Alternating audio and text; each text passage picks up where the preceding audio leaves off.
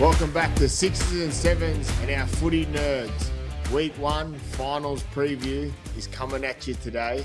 But before we dive into footy, let's have a little chat to our mate. He looks tired. He attacks me about being tired because he's a dad now. How is your little daughter going, Mitchell? She's good, brother. Hey, boys. Mate, what a week. What an experience. She's beautiful, mate. Absolutely adore her. Little Aaliyah Pierce. But no, she's healthy and she's awesome, man. As you know, having kids is the best thing ever, and everyone says it's going to be the greatest moment, but to actually experience it, it's pretty special. So, very happy, mate. Proud dad. Get much sleep? It's hard to predict, because you speak to the boys. They've all got kids, and they say you're not going to sleep. Some do. She's been all right. She sleeps about 4 hours, wakes up for a feed, and then goes again. So it's not too bad, but as you know, brother, those little periods when they wake up, you end up being up for an hour and you can't get back to sleep. It's not ideal. But no, it's good. No, I wouldn't want to be anywhere else. Mate. Yeah, it's good. So good. It's the best. And as you said, you've probably noticed a change in yourself already. So well done, and we're proud of you. Thanks, brother. And how are you, mate? I'm disappointed we didn't get to go to do our review show, so I apologise to the footy fans. Obviously, obvious circumstances, but what a round of footy that was last week. I know we're going to talk about the preview, but some crackers, Broncos, man. Walshy. Didn't our little snippet that we didn't actually plan go viral? The funny thing about our videos are when we don't talk about footy, they take off like wildfire. I think we just stop talking about footy and we just talk like we do normally and just take the piss out of everything. I'll tell you something funny, actually. What did Gus Gould say? He come out on 100% footy and come out and said something about it. He said, I've been trying to drink out of a toilet bowl all week. So he gave Walshy he jumped on the back of what we said and gave him a compliment, took the piss out of it from the great Gus Gould. I loved it. Absolutely. There would have been a few kids in the toilet bowl after that game, tell you that much. Yeah. Well, whatever he did, he was unbelievable. Well, he's been unbelievable, but even the Broncos, for instance, they've won 5 in a row now. And obviously there was talk a few weeks ago that Reynolds was going to come back and may have hurt his hamstring and didn't come back, and now there's still speculation, will he play this weekend? And I asked you last week about, I think it was a week before, would you change their halves if they've won 5 in a row going into finals footy? We predicted that there'd be a change in the Broncos, but I didn't think it would be this significant. Like to go on and win five in a row. As soon as their halves went down, and there'd be plenty of paper clips about it, Broncos season gone in 1 minute, I reckon. That one run with Ezra and Reynolds both turning their hand. It was you. Hey? I remember it was you. I actually disagreed with you. So hats off to you. You predicted it. I predicted that they'd change the way they'd play, but I didn't think it'd be this good. Yeah, so I had fears. Remember, I'll own it. I said that I thought that Ezra and Reno were going to be missed, but I remember you saying specifically that that they were going to. You thought it was going to work more and bring Walsh into the game. And from that day on, that weekend, which game was it again? He played that first game without him and killed it. And ever since then, it has worked. What's the reason you think? Well, it's freeing up his footy. There's obviously, when he's got Ezra there, probably more so Reno. Reno's a more on-ball half, where Hunt and Walters sit side to side, sort of split sides of the fields, and it gives Walsh freedom to play. But I reckon Walsh has got more confidence to demand the ball away from Hunt and Walters than he would Reynolds and Ezra. And that could be down to, and it's not a disrespect thing, but it's just that he's been around. Reynolds has been at the club longer than Hunt. He's been the 7 at the club, so he probably understands what he can do when he's got the ball, and he needs to have the ball in his hands for the Broncos to play well. That's got to come through Reno. Otherwise, he might as well not be there. When he's got Hunt there, that gives him opportunities to play his probably own style of footy. Yes, he comes up with a few errors here and there, but last weekend he was unbelievable. Obviously, the week he had to push that aside, and some people were saying, well, it was still a shit look. And yes, it was a shit look, but it didn't actually hurt anyone. It was a bit of a joke. He would have looked at it and go, well, it's not that much different to my week. Yes, I've been in the headlines and for the wrong reason, but but it's like, come at me. And that's what he done, and his football showed that. So the Broncos, the form team rolling into finals, I believe. But as we all know, and you know probably more than anyone, is that finals football, everything changes. What's happened the last 27 rounds is forgotten about. And it's to what we spoke about. We're going to talk about the teams that are gone now. The teams that are gone now are done. Their seasons are finished. See you later. Goodbye. No one cares about what's happened to the other teams. They've done their Mad Monday. They've probably done their reviews and they're on their holidays now, sitting up watching finals footy. But for supporters and fans of rugby league, this is the biggest part. Finals footy. The fans that teams are in finals are frothing, biting at the bit for Friday night to come for the Storm and Bulldogs. Everyone's just waiting in anticipation. One, to see who fails, and two, to see who wins, but also what team steps up. And looking at the top 8 and the finals it's hard to pick because how up and down and inconsistent the season's been from some teams. 14 weeks or 16 weeks ago, the Panthers were on the bottom of the ladder, and now they're obviously pushing. They've obviously made the top 8, and they're a premiership threat. And then you look at the Broncos. I thought their season was done and dusted. Everyone did. They've gone on 1-5 in a row. The Bulldogs have been so up and down, but we don't know. We haven't seen them in finals footy. We don't know what they're going to produce. They've got some big players that have played in big stages. So it's anyone's. It's crazy. It's hard to pick, but that's what finals is about. We've got their best 8 teams about to play each other. Yeah, I think what you just said then about come at me from that Walshy attitude. I think Broncos, Penrith, Melbourne, maybe if they can find form again this week. Roosters you can throw in there. I reckon they've got heaps of players saying come at me. And that is the best attitude in a big game, isn't it?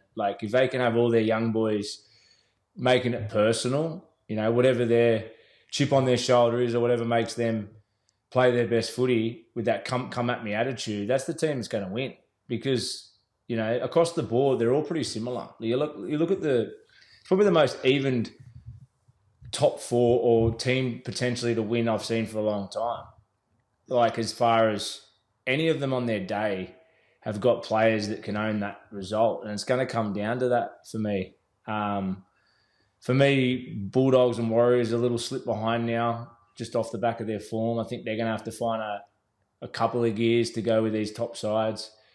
Melbourne I was a little bit worried about, but I'm never going to doubt them. I think they're going to come back and bounce back this week. But their 2 performances have definitely given me a bit of self-doubt about them. But the rest of the teams, man, they're just full of teams with big, young personalities. Broncos, Penrith, Roosters you can throw in there, even though they're a little bit lower on the ladder. If Roosters can jag this first win of the finals, fuck, man, they're every chance with what they got. I saw something the other day, people talking about teams underachieving and overachieving. The Roosters are a funny one because you look at the roster, it's still fucking good. Their packs. Fuck. Their team's unbelievable on paper. So people sit there and say, are they underachieved by just getting in the 8? Should they be higher up? But then you go into their roster and you go, well, there's a lot of boys that have been debuted. They've done it with a halfback that's a rookie halfback. So for me, they have overachieved, which I think is a compliment to them. For me, yeah, they got a great roster, but I think they've overachieved to get there because that developed a lot of young boys. But now they're in the finals, mate. They're every chance. They got winners across the park just as much as all the sides that have been the consistent team all year. You got a Tedesco, you got a Marky Mark, you got a Tupou in the air. Tries off kicks in finals is priceless. They got the best. Their pack, their back rowers, and then you can go into your Penrith where Nathan Cleary's just going to be there when it counts, time and time again. I wouldn't want to get in a close game against him. And Melbourne are the ones that are wounded out of the best teams. Having Jerome Hughes go down nearly broke my heart. Honestly, I'm not a Melbourne fan, just a footy fan. But broke my heart. they're wounded and their form hasn't been great. Like listening to Fox during the week or last week, it was brace called for Pappenhausen to not even be picked. That's how bad he believes they're going, and obviously there's obviously coming into finals footy, pressure gets put on everyone to perform. Obviously, Lockie Galvin's at it again. You were talking about it pre-show. Is that the knives keep coming out, and it's unwarranted from. I think it's unwarranted from people in the game that are so high up, and no, it's not a knock on them either because what they've achieved in the game is massive, and that should be spoken about forever. But then to come out and have a knock on a young kid that's 19 trying to find his feet, give him a break. If anything, support him. Don't throw rocks at him and stab him in the back and continue to kick him while he's down. Get on the phone and support him or try and give him a solution other than just to kick him while he's down. We talk about yesterday, Are You OK Day? And he's got to watch the news every day and fucking blokes are hammering him. Like, there's got to be, and that's what sells papers and that's what sells news and that's what gets hits. But it shouldn't come on the back of a young kid trying to find his feet at a new club and he's upset a few people. Yeah, okay. But move on from it. Yeah, I totally agree. I spoke to you before the show and I'm bouncing off the back of you. It annoys me, not just because we're halves and we want to support a young kid, but there's no doubt where Lockie's at. He's a 6 trying to play 7 as a young kid trying to learn his craft anyway, which takes time. He's been thrown in the cooker. Gus Gould's come out and said he's one of the best young players he's ever seen. Put all this pressure on him. He's just doing his best. And I hate it. When you're a retired player and you see some different guys in media or ex-players with high profiles, and there's been a few come out and be really nasty and personal, like criticise his form and say it's for a young kid he's not playing at his best. Potentially he has to learn his craft as a halfback a bit more. Talk with strategy like we do, but don't make it personal. That's what shits me about the game. When you get out of it, it's coming 100%. It's usually an agenda against his manager, or it might be something coming out of the Tigers the way he left, or a personal relationship with certain people in the media that are on the other team. That's how it is. But this poor kid doesn't deserve it, and I'm all for it. Like, I agree in the fact that he's not playing great, and they've gone backwards since Sexton's been out of the team. He's going to be a really good It's so true what you're saying, but it's so true what you're saying. Talk about what he's doing wrong and right. Have some make it personal behind. Make it personal about how he looks or whatever it is. It's like talk knowledge. Talk so people understand what you're trying to get across, not just attacking him. Yeah, which we'll stand by it, and I've said it for a few weeks. I actually thought I'll go to that after with the Sexton thing, but there's no doubt he's a 6 ball runner, still green in his ability, where he's still learning his craft, trying to run a team. It hasn't worked for him so far. He's been struggling with it, but it's not his fault. The Bulldogs brought him over. Phil Gould's 100% one of the smartest guys in the game. With the absolute most respect for Gus, we both do. So he knows what he's talking about, and they see the potential that we all do. But it's not his fault. He's got pulled over to the Dogs, and he's been put in a position where he has to learn his craft. But yeah, I'm going to say it again. I'm sick of reading all these nasty people in different places they make it personal, and it's not fair on him. In saying that, I do think Sexton got called up to play off the bench this week. I think Sexton, I would have made the big call and put Sexton at 7. They're talking about him going to be on the bench, yeah. I would have put him at 7. Just personally. I reckon that's what will happen. Yeah, I reckon it'll be a late change.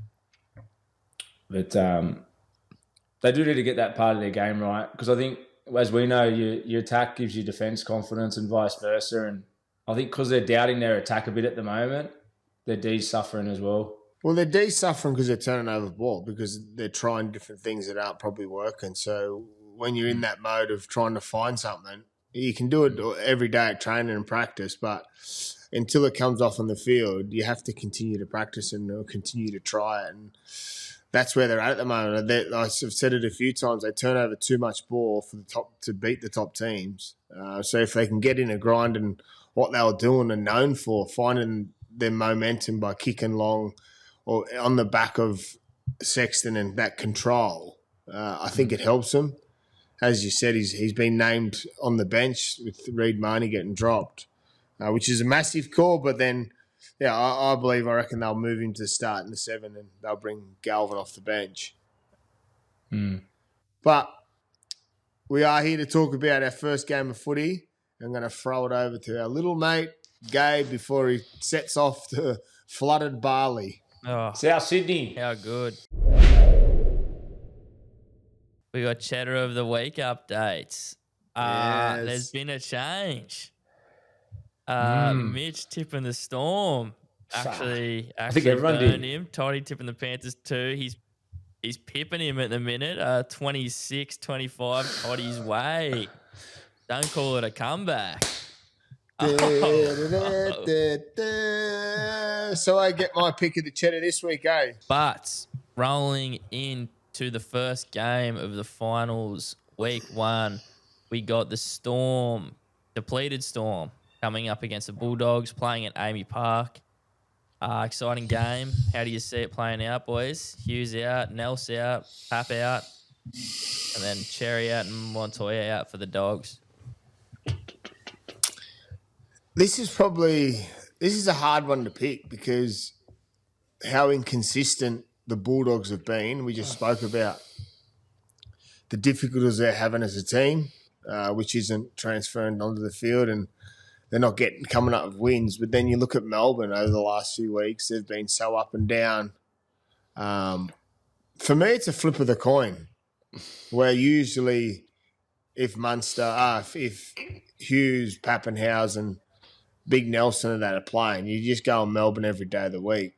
I'm going to have to lean towards Melbourne just because they're big game players. Munster, what he's done in the Origin series, just reeks of that. You'll know that he'll have the backs against the wall. Players are out. He'll step up. Wishart always plays well. I reckon they'll start with him, or maybe there's talk Pezzett will start. Either way they go, I think it still works for him. But I'm not confident because, as we know, if we get a Dogs team that can come out and play footy and play their style against the Melbourne team, which I think they'll be confident they can do with players out, it'll be who starts the best. I think the team that starts the best in the first 15 minutes, that lays the first punch, there you go. The team that lays the first punch will win the game. Yeah, I like what Toddy said there. I think it's a funny game because both teams are coming in a little bit edgy. Melbourne's, I think they've leaked 70 points in 2 weeks. That's unheard of, especially at this time of the year going into finals. Like, you couldn't remember the last time that happened. So I think there'd be a bit of anxiety. They've usually handled that pretty well after two losses any time over the last 25 years. They don't really lose three in a row too many times, let alone in a big finals game. They normally handle the pressure pretty well. So if Dogs are going to capitalise and land the first punch, like Toddy just said, I think it'll be that right edge with Crichton making it personal on that right edge. They're going to have to get him a heap of ball. Obviously, that's where Galvin plays if he starts, but I think his best threat, where he's at, he's not going to solve the ball playing, organising problems in 1 week. So if he starts, they've just got to play to his strengths, and the team needs to build their game off the kicking game of Burton and the kick chase and all that 1% of stuff that they've done better than most people for most of the year. Not worry about trying to be too pretty and fit the puzzle. If Galvin's still there, they've got to just make it work with how he plays, and that's competing. Like I said, get Crichton as much ball as you can. Burton taking control. They've obviously got a little bit of a weakness on that left edge with Cherry out. So, yeah, I'll be going to Crichton as much as I can and just competing. The problem is I'm going for Melbourne because Melbourne do that. At their best, they do that better than anyone. As I just said, they don't lose 3 in a row very often. They normally handle finals better than most, and Munster just knows how to get these games done. Obviously, Jerome Hughes out. If Jerome Hughes was playing on 13 plus for Melbourne, with him out, yeah, it's a big. It's like you said. I'm just talking shit because it's unpredictable. It's our job to give an opinion, but it is. This is the one I had the least conviction about. And I'm excited to watch it. But Harry Grant back too for Melbourne. He's a big one to talk about. He's a big loss for him. Massive. He's a massive loss. Harry Grant's in. He's like losing their 7. He's like losing a halfback for most teams. But he's back this week, yeah?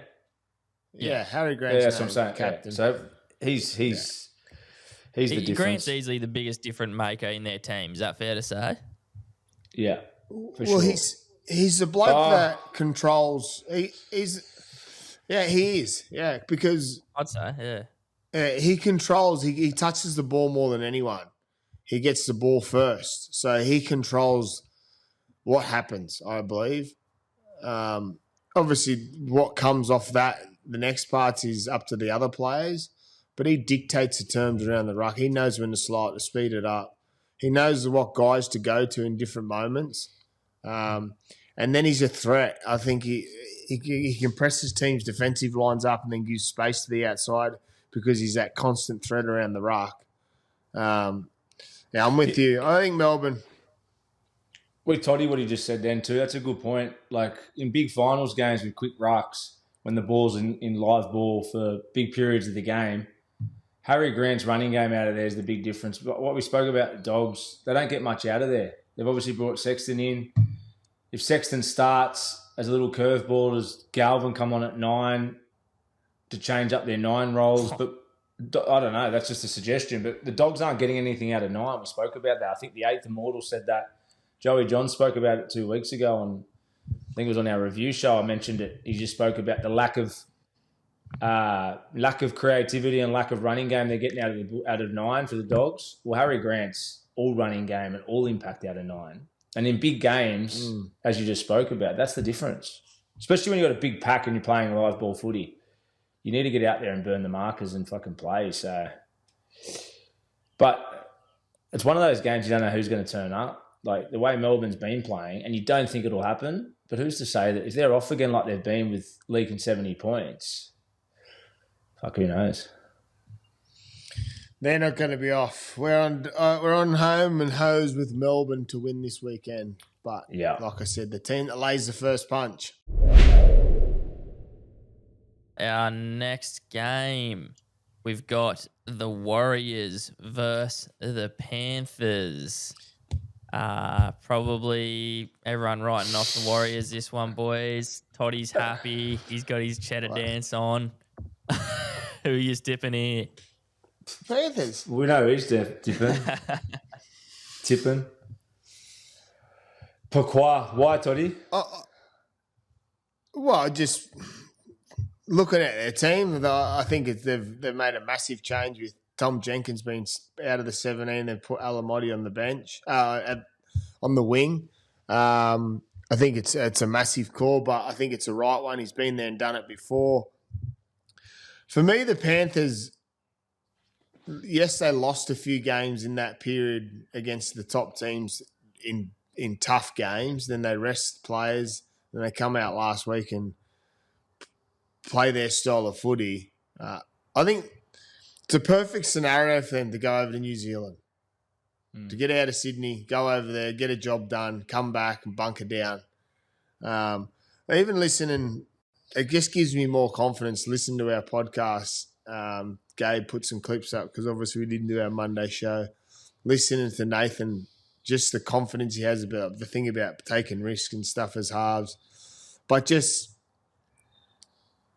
listening to him speak and then going back into that conversation we had with him on that day, he knew this was coming. You could tell that he was confident about where they were going as a group and what was about to come. And they've been there and done it. Like you can't write them off. They've won 4 premierships. They're going for their 5th. Played in 5 grand finals. I think the stage is set for Panthers. We've been saying it for a little bit now. They were 16 weeks ago, they were 17 weeks ago, they were on the bottom of the ladder. Then they find their way to 4th and then sort of plateau a little bit. But for a team that knows what it's about in finals week, it's them. And I just think the Warriors, while they've been good over the last few weeks, I think Penrith will know how to get the difference out of them and they'll get the job done. You know, when you just said then about Nace, the post that we put up about taking risks, do you think they have to take a heap of risks this week against the Warriors to win? Or do you think their typical style of grinding Yeah, I agree. That's why I asked the question, because I don't think Penrith need to go out of the box, and I think they'll score enough points playing their style that Nathan can just grind the Warriors out of the game, and that'll suffocate the Warriors, because the Warriors on the back foot, kept to a small scoreline. I don't think they've got the ability to play out of the box. Yeah. If they were to risk to play out of the box, the Warriors, that's where Penrith will strangle them, because it depends how they play. They'll have a game plan of what they're going in to do, but knowing what they're about, they'll get in that grind and that phase of kicking long, getting down there, coming out of their own end. Liam Martin bum rushing them down there on kick chase. As soon as they're catching the ball, taking him out, ready to go again, play one, play two, play three. All of a sudden then they let the pressure valve off, let the kick get away, then they just continue to do it the whole time, back and forth. And I think if that goes into that arm wrestle footy, the GOAT stands up above Tanner Boyd. So am I hearing from you, Kenny's a Toddy, big that out. the Warriors are fucked every way? Because you're saying if they take risks, they're going to get strangled. And if they stay in the grind, well, the GOAT steps up. So you're pretty much saying the Warriors are a no-shot? Is that what I'm hearing? Well, that's the piece of the puzzle of footy, Gabe. You've got to work out how you can beat them. Yeah. We know what style Penrith can bring, and we also know what style the Warriors can bring, but it's finals footy.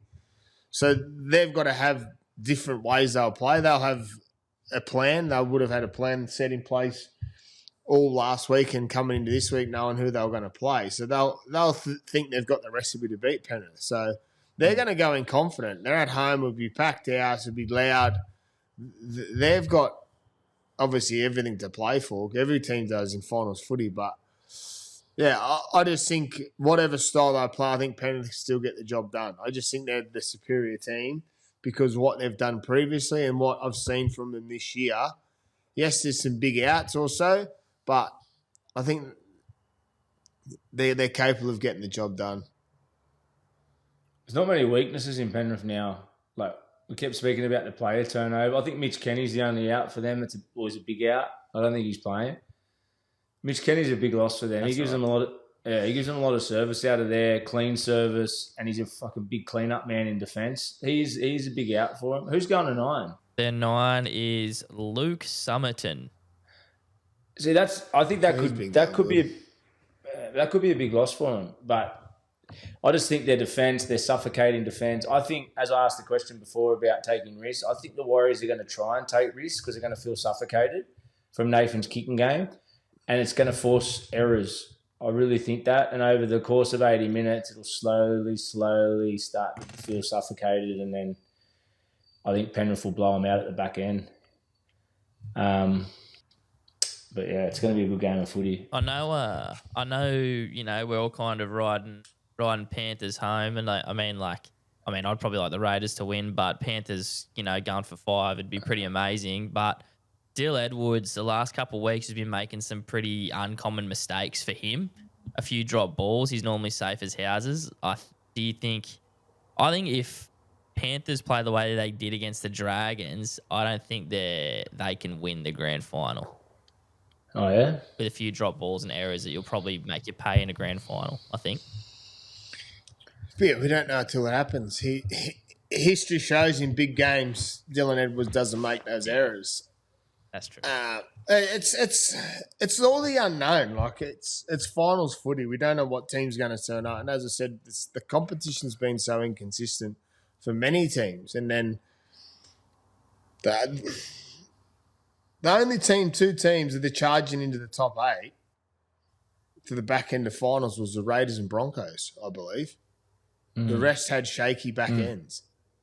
The Sharks were up and down. The Roosters were up and down. They get beat. They get touched up by Para, then go out and touch up Melbourne. So that's inconsistent. The Warriors and Panthers the same. Storm and Dogs the same. The two teams, which is the game of the round, Raiders, Broncos on Sunday afternoon.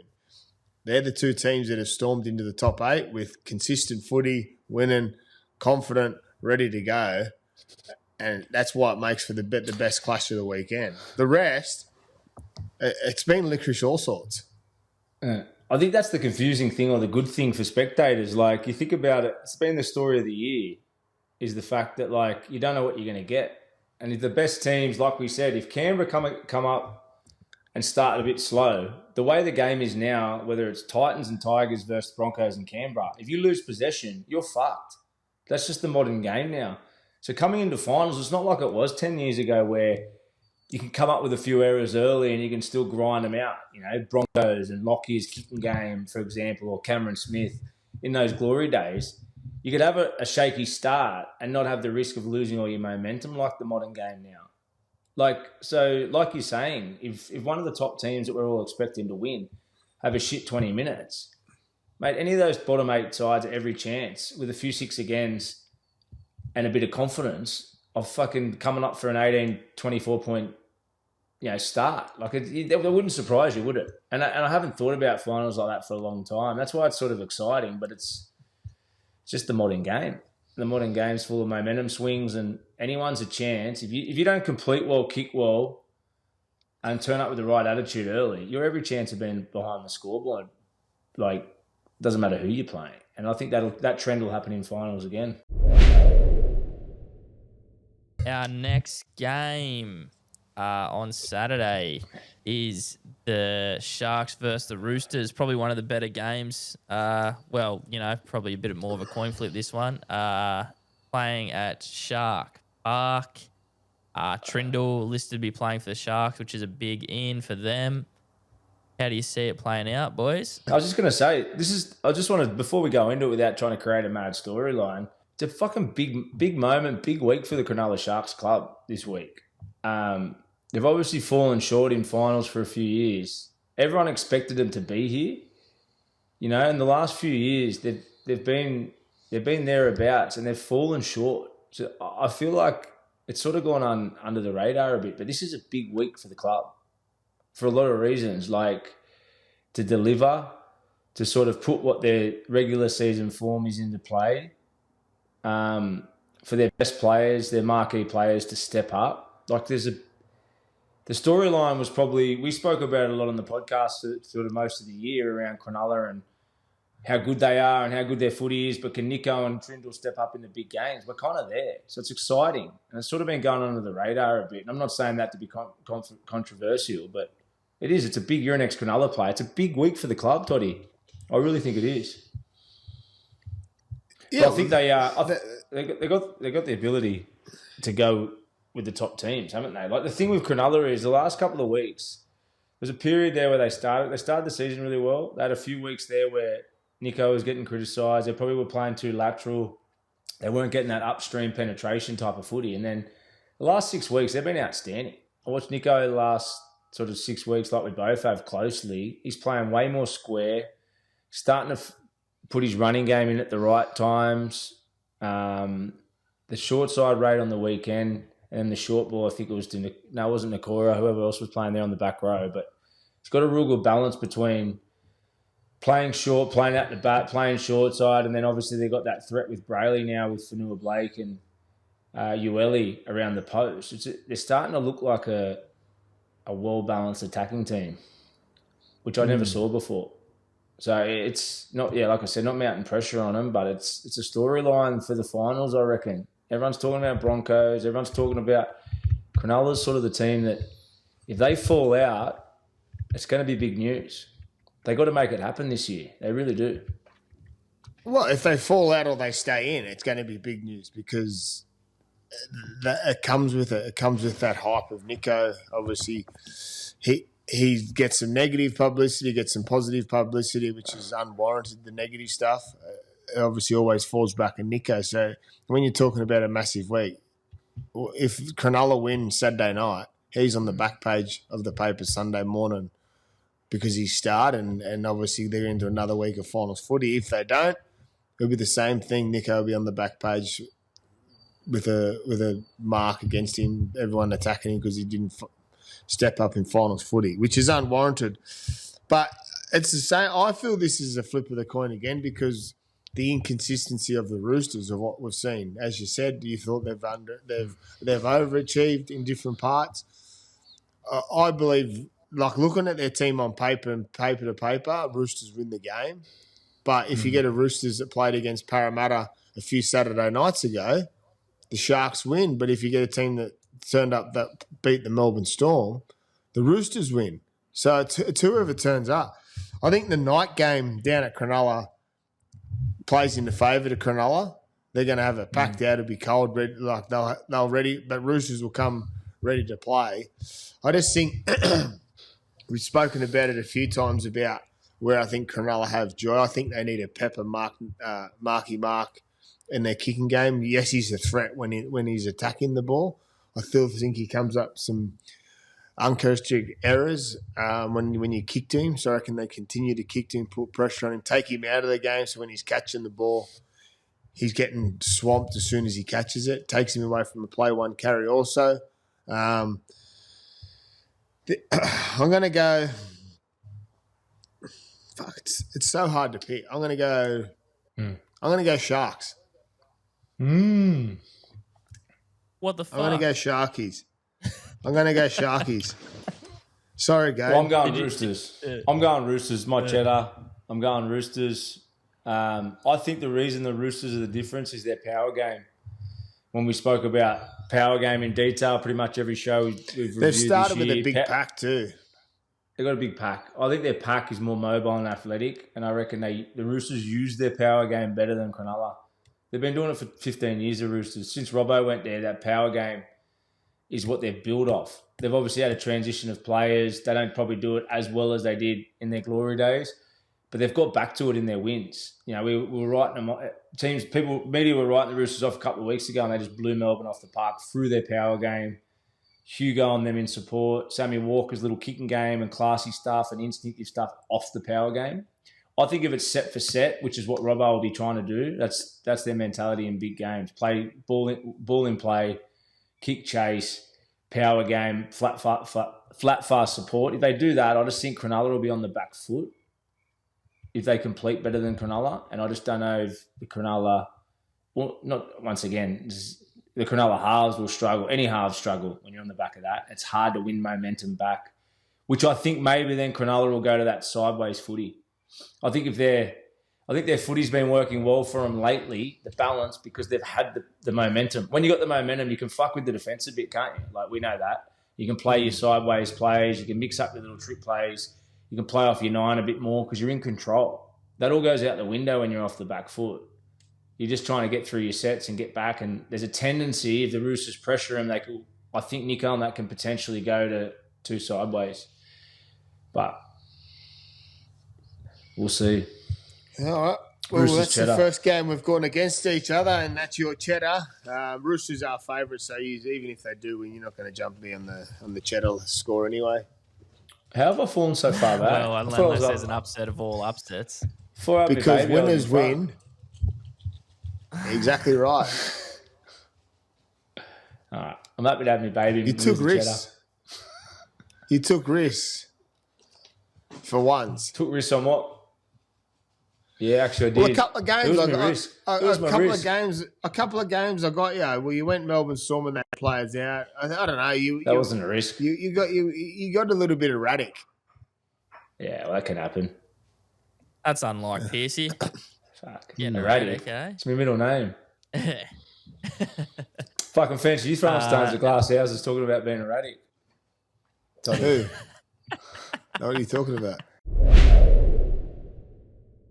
Our next game, our last game of finals week one. One of the, probably game of the round potentially. Raiders versus the Broncos. Raiders are favourites here. They're playing in Canberra. Raiders obviously bringing everyone back in. How do we see it playing out, boys? The Raiders. Toddy's saying. I don't know. It's all these games. So other than the Panthers, I reckon these games are so up and down because, like I said, we just spoke about them. These two teams stormed into the finals contention. Obviously, Raiders got touched up by the Dolphins when they rested 12 players or something.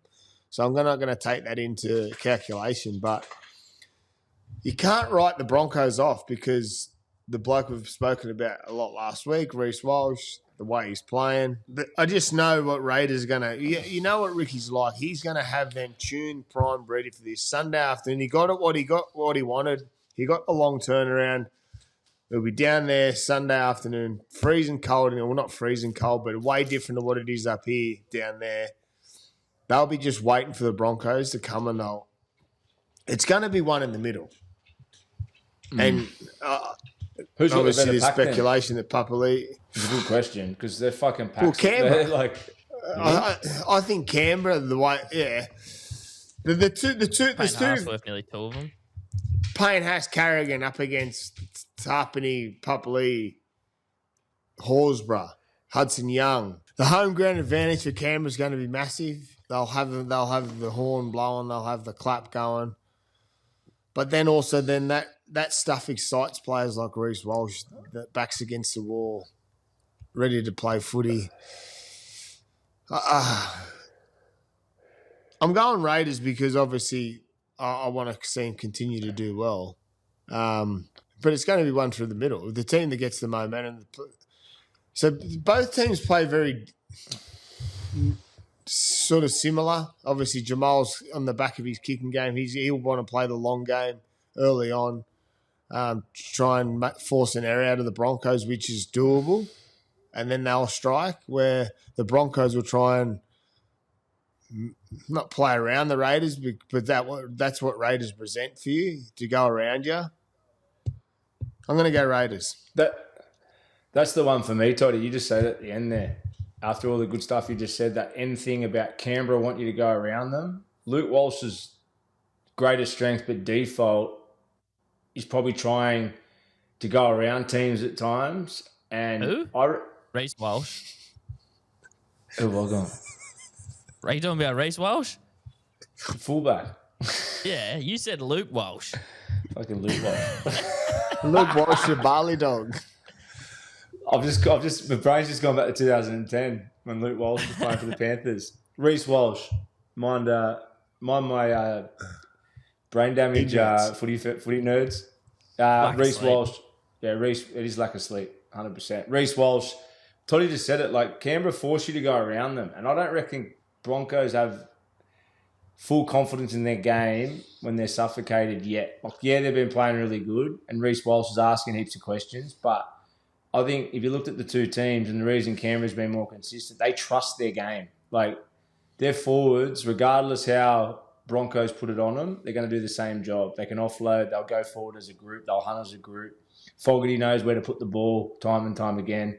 They know when to shift. They've got a good balance. I think they've got more trust in their system. That under pressure, that'll get them over the line. I think Broncos are in a real good form of momentum, but I just think with Canberra's D, and you just spoke about it, they have the tendency to force ball players to go too lateral, and that is Walshy. Walshy can do that, and he might feel like he has to play too much against a suffocating Canberra D, and I think that'll be the difference. They'll make, if they're going to win, if Canberra are going to win, they're going to force them into an erratic style, which Broncos have every chance of doing that. But, as you said, who knows with finals, the positive to the Broncos, if that sticks. And that right edge of Canberra, if there's one vulnerability in Canberra, it's the right edge D of Fogarty, Tomoko and Savage at times. And Walshy loves that edge. So if Broncos do win momentum and the game is their game, I think the points will come down that left edge for Broncos. But Payne Haas, man, you spoke about the clashes. You spoke about the clash in the middle. Payne Haas and Carrigan up against Tapine, Papali'i, Big Red. Fuck, I think it's the best clash of any of the middles playing in the finals. Who would you ideally like to see in the grand final? For me, it would be Raiders, Panthers, but it would be very strange if it was to turn out that way, just looking at the draw. Like, Raiders would have to lose this week, which they could, I guess. And yeah, I don't know. But who are the two teams that you would ideally like to see in the grand final? As in, want to because we're Raiders, fans, Broncos. or just on form? Yeah, just as a fan, what would you like to see? Raiders, Broncos. I want to see Raiders, Panthers for me. I just want to see Panthers, just for the fact of 5 in a row. Nathan Cleary does it again. Like, it's just, I want to see that. I would like to see Broncos in there too, and I think they deserve it. But Canberra, 100%. I'd like to see Penrith. Oh, well, we always get to the back end of our show and our heads start to fall off. A bit like the times when we used to drink at the pub. Heads fall off a lot earlier than an hour, that's for sure. But finals week 1 preview done and dusted. Thank you for tuning in. And as we know from the start of the show, our little mate Mitch had a baby, so we are sorry for the delay at the start of the week. But you got some of our banger guests' insights into the game and what it's all about. So he's probably your sport for choice there. So he's probably got a better listening than what it would have been us talking shit about the last week of footy. So enjoy your week one of finals. Hopefully your team's still in and they win. If not, enjoy the footy and we'll see you all next week. Go the Raiders.